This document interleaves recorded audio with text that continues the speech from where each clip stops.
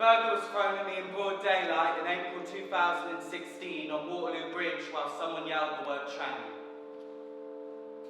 I think over 100 people saw, and I know that no one did anything.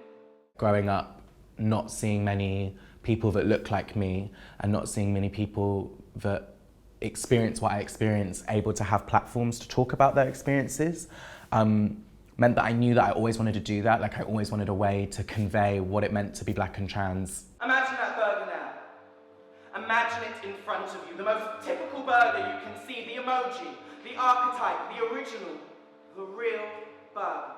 People can expect to see a cooking show where we make a burger in order to get over some things that happened to me. We got the bun, the beef, the patty, and now we finally have choice. Toppings are where we can make you. The burger that the Liberals want. Now it's your turn to place whatever you want on top. Go wild, it's your burger, it's your life. And in order for me to cleanse myself of that incident, I have to get the help of a man to help me make the burger as we process how that happened and how we let that happen to people. Maybe it's about recognising when you need some help. Could continue to struggle on your own, but you breathe lighter with someone else around. Feels weird because I don't know you, but I don't think that's a prerequisite for helping someone. For me, the show is less about the act of violence, it's more about what it means to be a body that could have a burger thrown at you and everyone see, pause, and carry on walking. So the show is looking at basically how we can stop that, how we can change people from becoming people that walk past and do nothing to wanting to do something. And I think then when I started to write the show, it was in the midst of what was quite an intense time for trans people in the news, in the media. There was lots of conversations about trans people, but I felt like the work that was coming from trans people, we had to make work that was only ever focused on us. This was our story, we started here and now we're here. And I really wanted a show that said, actually, this isn't about me, this is about what are you doing? How have we ended up to a place that you're walking past and doing nothing? Relax, my kitchen's your kitchen. I knew that I didn't want the show to just be about my experience. I knew that that wouldn't be enough to like inspire what I think is like the power behind the show. So myself and Hackney Showroom set up this thing called Trans Talks, where we went round the UK into different places and had burgers and chips for dinner with other trans and gender non-conforming people and recorded our conversations about how we existed in public. You know, 2,000 years ago, David, there were gods that looked like me. Maybe you.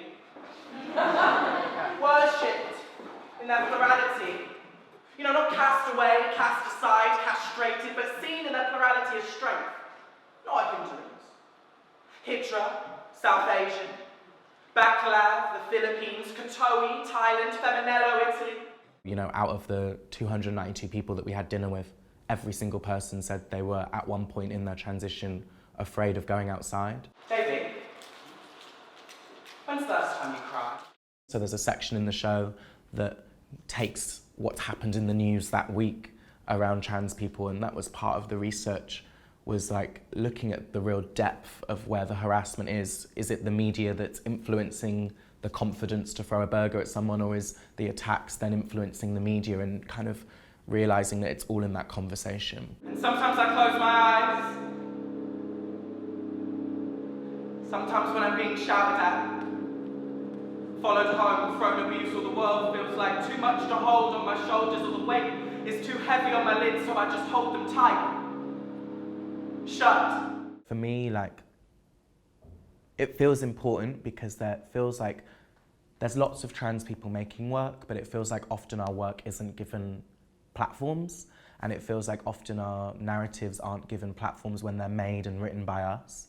And so it feels really exciting to be able to have a showcase that is also showcasing what I think is a really important political conversation.